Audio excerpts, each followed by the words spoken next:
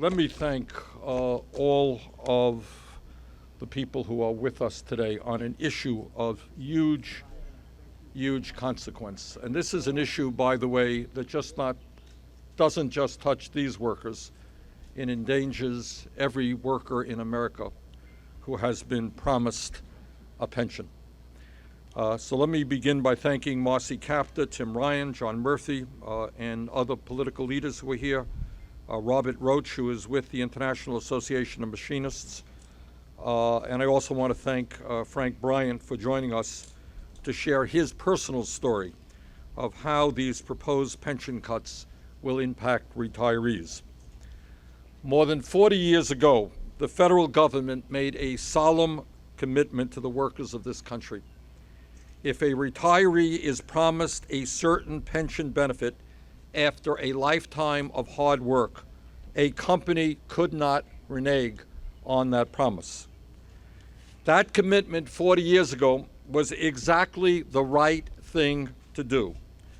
When someone works for their entire life, gives up pay raises, gives up health care benefits in order to make sure that they will have a secure retirement, it is absolutely unacceptable to pull the rug out from underneath that worker.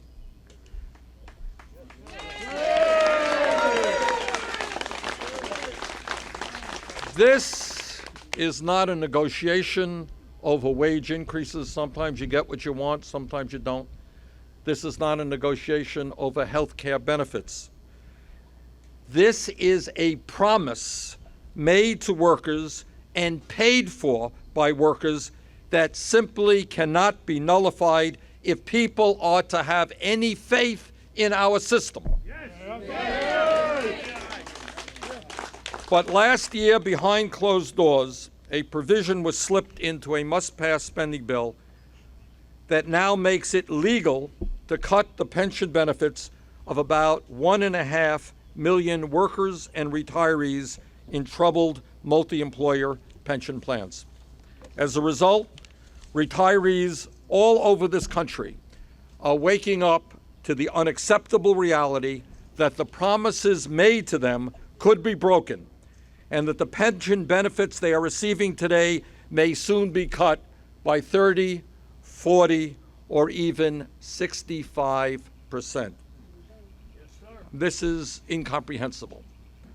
What this means is that retirees who are currently receiving a pension benefit of $18,000 a year paid for by a lifetime of hard work are in danger of seeing that benefit cut by up to $3,800, or a 21% cut. Retirees who are currently receiving a pension benefit of $36,000 a year could see their pension benefits cut by up to $21,000, a 60% cut.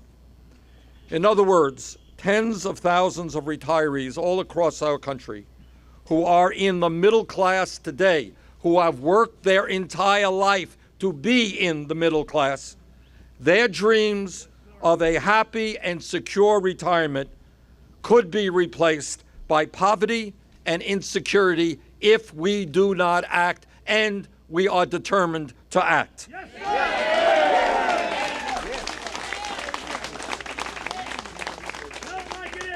Today, we send a very clear message to the Republican leadership and to the President of the United States.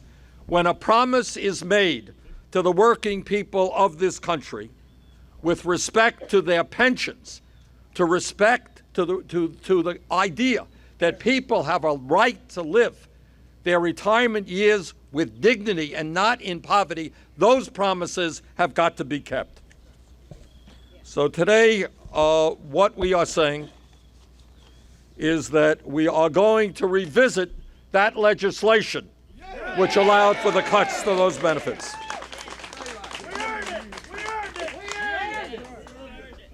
And we are also going to say that if Congress can bail out Wall Street and foreign banks throughout the world, you know what? We're going to stand up and protect these people who have worked their entire lives for a secure retirement. The legislation that I'm introducing today with Marcy Kaptur and Tim Ryan and others in the House and Senators Sherrod Brown and Tammy Baldwin in the Senate would prevent the retirement benefits of about 1.5 million workers and retirees from being cut by repealing the anti-pension rider in last year's appropriation bill. What we are doing is establishing an emergency fund within the Pension Benefit Guaranty Corporation to make sure that multi-employer pension plans can continue to provide every pension benefit owed to every eligible American for decades to come.